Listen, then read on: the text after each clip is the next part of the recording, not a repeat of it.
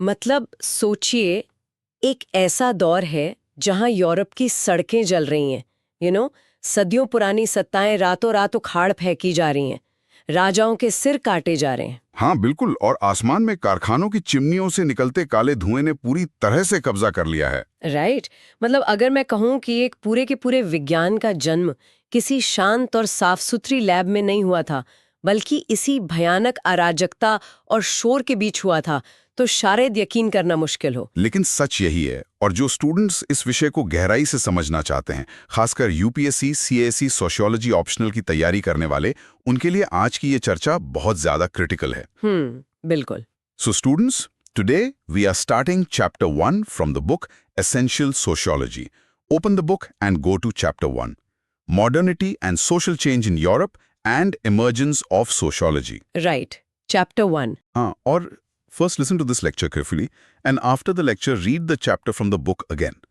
This combination will help you understand the chapter deeply and will help you write sociology optional answers in UPSC mains. Okay, let's unpack this. चलिए इसे थोड़ा गहराई से समझते हैं। मतलब जब हम समाजशास्त्र या सोशियोलॉजी की बात करते हैं ना, तो अक्सर ऐसा लगता है कि ये महज कुछ बुद्धिजीवियों की थ्योरीज का कलेक्शन है। हाँ, ज्यादातर लोगों को यही लगता है कि कुछ प्रोफेसर्स बैठे और उन्होंने थ्योरी लिख दी। एग्जैक्टली। लेकिन हमारे सोर्स बताते हैं कि ये एक टूटते और बदलते हुए समाज को समझने की एक हताश कोशिश थी, और बहुत जरूरी वैज्ञानिक कोशिश थी। इस पूरी कहानी के केंद्र में एक शब्द बार बार आता है, मॉडर्निटी, यानी आधुनिकता। सोशियोलॉजी में मॉडर्निटी का मतलब सिर्फ नए कपड़े पहनना या मशीनें चलाना नहीं है। अच्छा, तो फिर क्या है? मॉडर्निटी का मतलब है नए तरीके से सोचना। ये लाइक एक पूरा पैकेज है।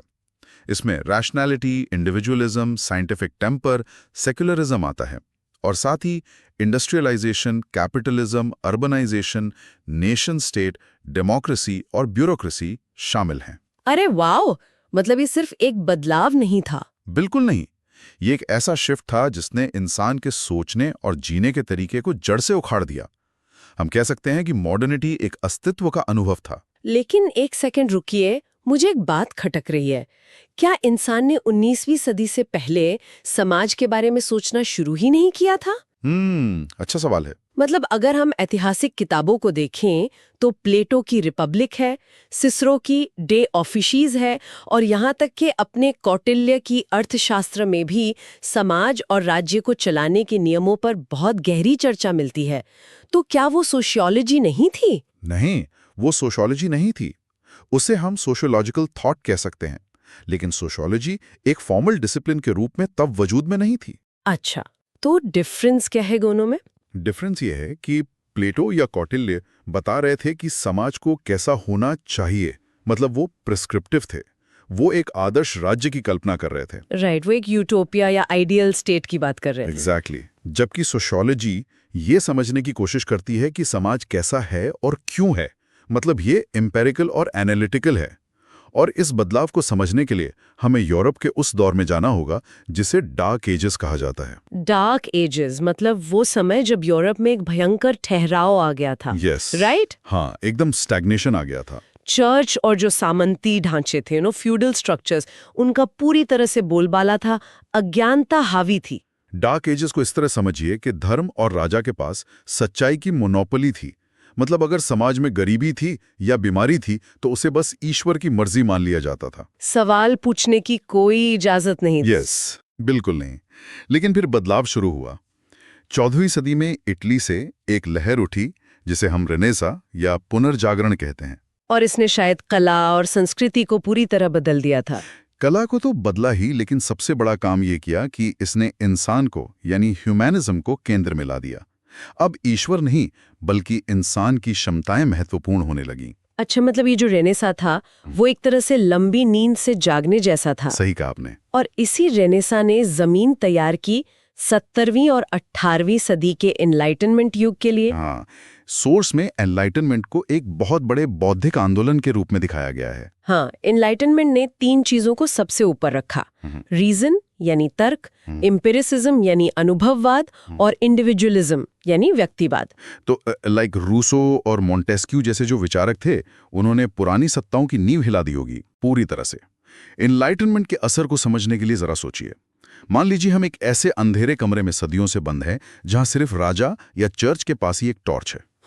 वो जहां रोशनी डालते हैं, लोग सिर्फ वही देखते हैं और उसी को सच मानते हैं। राइट, मतलब अपना कोई विजन ही नहीं है। एग्जैक्टली। अब एनलाइटनमेंट उस टॉर्च को छीनने का नाम नहीं था। ये कमरे की दीवारों को तोड़कर सूरज की रोशनी अंदर लाने जैसा था। अरे वाह, ये बहुत ही शानदार एनालॉजी है। ये रीजन और साइंटिफिक मेथड की रोशनी थी। अब हर इंसान अपनी रैशनैलिटी से दुनिया को देख सकता था। जब तर्क हावी हुआ ना, तो राजाओं के डिवाइन राइट का पूरा ड्रामा धराशायी हो गया। ईश्वर के नाम पर शासन करने का अधिकार खत्म होने लगा। बिल्कुल, मतलब एनलाइटनमेंट तो लाइक अचानक से 3 कप कड़क एस्प्रेसो पीकर दुनिया पर सवाल उठाने जैसा था। हाँ, एकदम ऐसा ही कुछ। लेकिन अगर ये एनलाइटनमेंट के विचार 18वीं सदी में ही आ गए थे, तो सोशियोलॉजी को एक बाकायदा विषय बनने में 19वीं सदी तक का इंतजार क्यों करना पड़ा? मतलब सिर्फ विचारों से समाजशास्त्र क्यों नहीं बन गया? क्योंकि सिर्फ किताबों में सवाल पूछ लेना काफी नहीं होता। अच्छा। या कैफे में बैठकर चर्चा कर लेने से विज्ञान नहीं बनता। जब तक समाज का पुराना ढांचा जमीनी स्तर पर, मतलब भौतिक रूप से नहीं टूटता, तब तक समाज को समझने के लिए एक नए विज्ञान की जरूरत महसूस नहीं होती। तो मतलब कोई बहुत बड़ा क्राइसिस चाहिए था। हाँ, विचारों ने जमीन तैयार की, लेकिन असली बदलाव तब आया जब लोगों की रोजमर्रा की जिंदगी, उनके काम करने का तरीका, उनके परिवार, सब कुछ उथल-पुथल हो गया। ओहो, और यही एंट्री होती है ट्विन रेवोल्यूशंस की। एग्जैक्टली, इंडस्ट्रियल रेवोल्यूशन और फ्रांसीसी क्रांति। इन दोनों ने मिलकर पुरानी दुनिया को सच में राख में मिला दिया। अगर हम पहले मटेरियल एंड इकोनॉमिक चेंजेस की बात करें, तो औद्योगिक क्रांति ने पूरा गेम ही पलट दिया था। बिल्कुल, जो काम पहले घरों में हाथों से होता था, वो अब बड़े-बड़े कारखानों में होने लगा। इसे हम फैक्ट्री सिस्टम कहते हैं। और इसी फैक्ट्री सिस्टम की कोख से जन्म हुआ कैपिटलिज्म का, पूंजीवाद। हाँ, और इससे एक नई क्लास स्ट्रक्चर बनी। अब समाज राजा और किसान में नहीं बटा था, अब समाज फैक्ट्री के मालिक और मजदूर में बट गया था। और शायद इसी बीच एक नई मिडिल क्लास भी उभर कर सामने आई। राइट, और लोग काम की तलाश में गांवों से शहरों की तरफ भागने लगे, जिसे हम अर्बनाइजेशन कहते हैं। सतह पर देखने में तो ये विकास की एक बहुत शानदार कहानी लगती है, मतलब प्रोग्रेस हो रही है। लगती है, लेकिन सोर्स इसका एक बहुत ही डरावना सच भी सामने रखता है। हाँ, जब भारी संख्या में लोग शहरों में आए तो ओवरक्राउडेड स्लम्स बन गए, गंदी मलिन बस्तियां। साफ सफाई की कोई व्यवस्था नहीं थी, बैड सैनिटेशन की समस्या थी, एक नए तरह की भयानक गरीबी सामने आई। और सबसे बड़ा बदलाव तो शायद परिवार के स्तर पर हुआ ना? बिल्कुल, परिवार का पूरा ढांचा ही चरमरा गया। गांव के बड़े संयुक्त परिवारों या किनशिप नेटवर्क्स को छोड़कर लोग शहरों में न्यूक्लियर फैमिली बनाने लगे। इससे लोगों को थोड़ी मोबिलिटी और आज़ादी तो मिली होगी। आज़ादी मिली, लेकिन इसके साइड इफेक्ट्स बहुत गंभीर थे। न्यूक्लियर फैमिली में कोई सपोर्ट सिस्टम नहीं था। तो फिर जब क्राइसिस आता होगा तो लोग क्या करते होंगे? वही तो समस्या थी। इसी वजह से घरेलू हिंसा, वैवाहिक बिखराव और शहरों में छोटे-मोटे अपराध तेजी से बढ़ने लगे। ये तो बिल्कुल वैसा ही है जैसे हम आज के टेक डिसरप्शन को देखते हैं। मतलब हम अचानक बेसिक फीचर फोन से सीधे स्मार्टफोन और सोशल मीडिया की दुनिया में आ गए। बहुत सही तुलना है। तकनीक तो आ गई, हमने प्रोग्रेस कर लिया, लेकिन इसके साइड इफेक्ट के रूप में हमारा पूरा सामाजिक ढांचा, हमारे आपसी रिश्ते, प्राइवेसी सब चरमरा गए। समाज को समझ ही नहीं आ रहा था कि इस नए बदलाव को हैंडल कैसे करें। ये स्मार्टफोन वाली एनालॉजी एकदम सही बैठती है। तकनीक या मशीनें जब तेजी से बदलती हैं ना, तो समाज के नियम उतनी तेजी से नहीं बदल पाते। राइट। और 19वीं सदी के यूरोप में तो ये उथल-पुथल सिर्फ आर्थिक नहीं थी, दूसरी तरफ पॉलिटिकल चेंजेस भी बहुत तेजी से हो रहे थे। हाँ, फ्रांसीसी क्रांति यानी फ्रेंच रेवोल्यूशन, इसने तो फ्रांस के राजनीतिक ढांचे को तहस-नहस ही कर दिया था। फ्रांसीसी क्रांति ने पुराने एस्टेट सिस्टम को उखाड़ फेंका, जहां कुलीन और पादरी ऐश करते थे। और इस क्रांति ने दुनिया को लिबर्टी, इक्वालिटी और फ्रेटर्निटी के बेहद खूबसूरत आदर्श दिए। सामंतवाद या फ्यूडलिज्म का अंत हो गया और डेमोक्रेसी व सिटीजनशिप के नए विचार सामने आए। आदर्श तो बहुत खूबसूरत थे, लेकिन मुझे लगता है हकीकत कुछ और ही थी। हकीकत बहुत खूनी और भयानक थी। रातों रात सदियों पुराना सिस्टम टूट जाने से समाज में एक भयानक अराजकता फैल गई। मतलब पूरी तरह से एनार्की। हाँ, पुराना सिस्टम भले ही दमनकारी था, लेकिन कम से कम वो समाज को एक व्यवस्था या ऑर्डर देता था। लोगों को पता तो था कि उनका रोल क्या है। एग्जैक्टली। अब वो व्यवस्था खत्म हो गई थी और नया सिस्टम अभी ठीक से बना नहीं था। लोग कंफ्यूज थे कि अब समाज चलेगा कैसे। पुराने रूढ़िवादी लोग तो बुरी तरह घबरा गए थे। Here is where it gets really interesting। मतलब यहाँ से बात सच में बहुत दिलचस्प हो जाती है, क्योंकि जब समाज टूट रहा था, अपराध बढ़ रहे थे, पुरानी संस्थाएं काम नहीं कर रही थीं, तब उस समय के विचारकों ने हाथ पर हाथ धरे बैठने के बजाय एक बिल्कुल नए लेंस की कल्पना की। एक नए विज्ञान की कल्पना। उन्हें लगा कि अगर हम प्राकृतिक विज्ञान का इस्तेमाल करके प्रकृति के नियम समझ सकते हैं, तो समाज के नियम क्यों नहीं समझ सकते? और यहीं से सोशियोलॉजी का जन्म हुआ। बिल्कुल। इस नए सोच का नेतृत्व किया ऑगस्ट कॉम्टे ने, जिन्हें हम फादर ऑफ सोशियोलॉजी कहते हैं। ऑगस्ट कॉम्टे, इन्होंने पॉजिटिविज्म का सिद्धांत दिया था ना? हाँ, पॉजिटिविज्म कोई बहुत भारी भरकम शब्द नहीं है, इसे बस एक टूल की तरह समझिए। कॉम्टे ने कहा कि अब तक हम समाज की समस्याओं का कारण धर्म या ईश्वर की मर्जी में ढूंढते थे, जिसे वो शायद थियोलॉजिकल स्टेज कहते थे। राइट। अब हमें आस्था को हटाकर सबूतों, डेटा और साइंटिफिक मेथड का इस्तेमाल करना चाहिए। इसीलिए कॉम्टे का मशहूर कोट है, sociology is the science of society. अच्छा, मतलब हवा में बातें नहीं करनी है। अगर समाज में गरीबी है तो उसके पीछे का कारण डेटा इकट्ठा करके खोजना है। एकदम सही।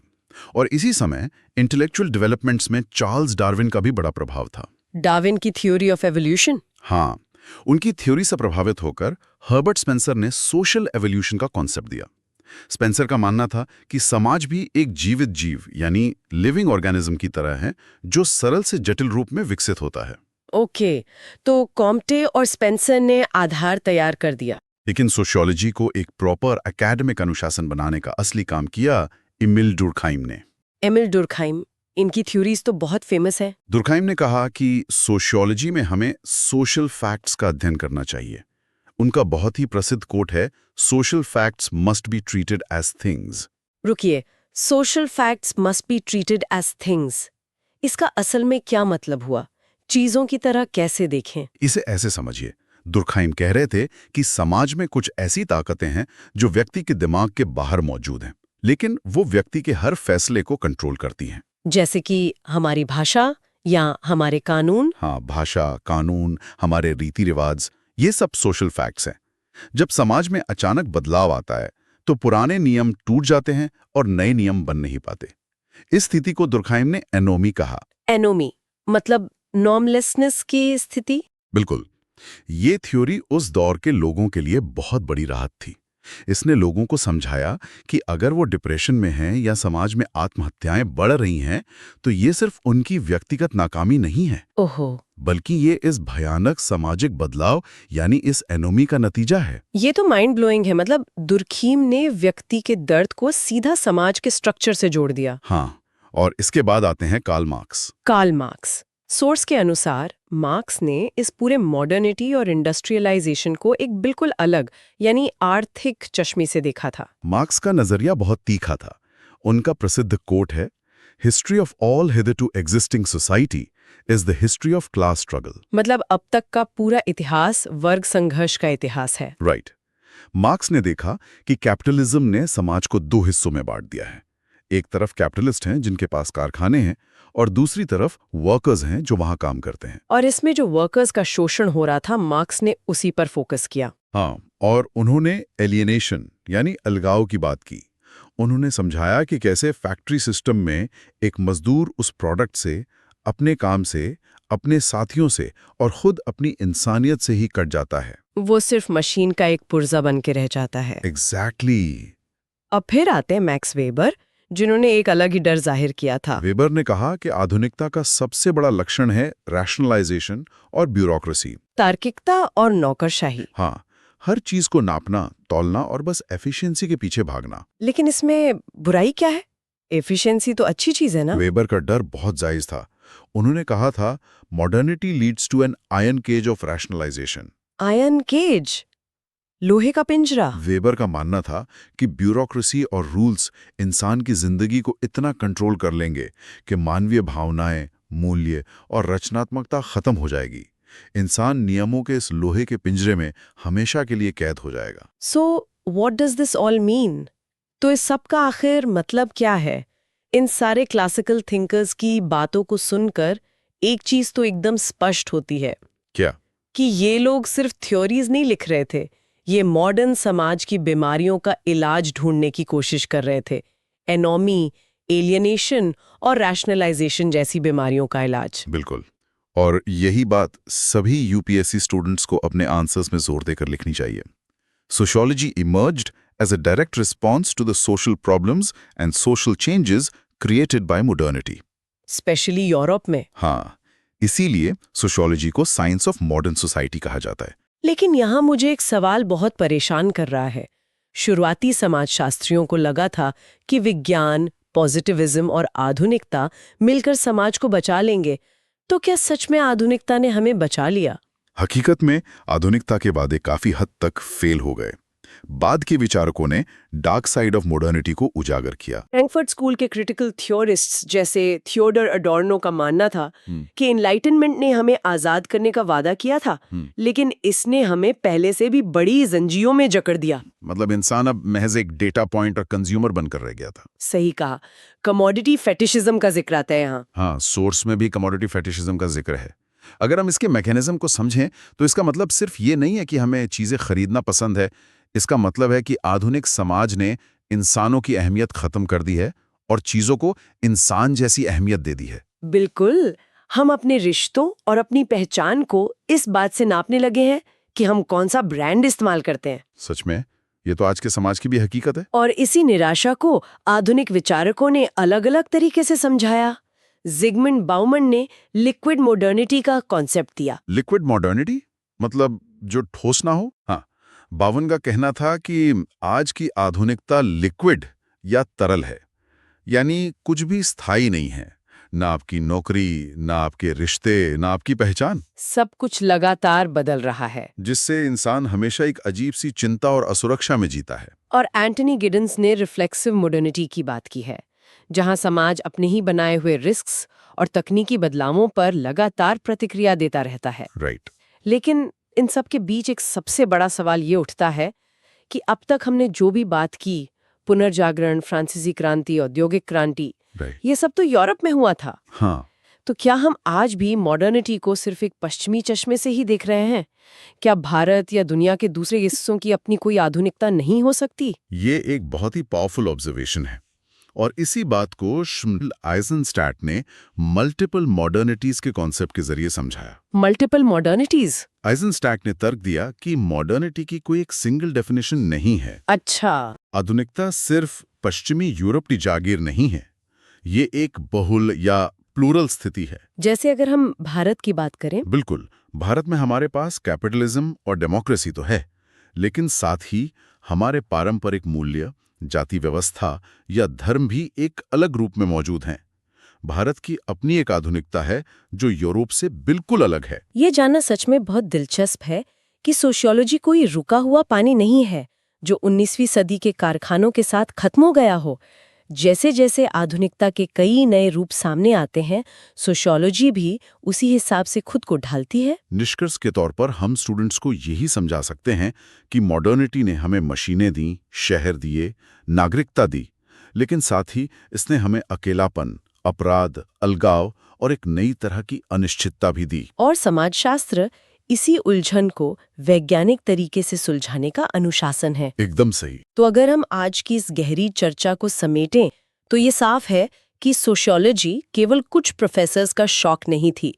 ये कारखानों के दम घोंटू धुएं, गिरती हुई सरकारों के शोर और नए विचारों की आंधी से उपजी एक सख्त जरूरत थी, ताकि इंसान अपनी ही बनाई इस नई, तेज और जटिल दुनिया को समझ सके। बिल्कुल। लेकिन इससे पहले कि हम आज की इस डीप डाइव को खत्म करें, मैं एक विचार के साथ इस चर्चा को छोड़ना चाह रही हूँ। जी बताइए। मतलब हम सब जरा सोचें, अगर 19वीं सदी की औद्योगिक क्रांति की भौतिक उथल-पुथल ने खुद को समझने के लिए सोशियोलॉजी जैसे विज्ञान को जन्म दिया, तो आज के इस artificial intelligence, algorithms, deep fakes और सोशल मीडिया की आभासी दुनिया के भारी शोर के बीच क्या हम एक और बड़े डिसरप्शन के बीच नहीं खड़े हैं? ये तो बहुत गहरा सवाल है। क्या इस नई अदृश्य डिजिटल दुनिया की उथल-पुथल को समझने के लिए, जहां इंसान नहीं बल्कि मशीनें हमारे सोशल फैक्ट्स तय कर रही हैं, हमें बिल्कुल नए सिरे से किसी ऐसे ही नए अनुशासन की जरूरत पड़ने वाली है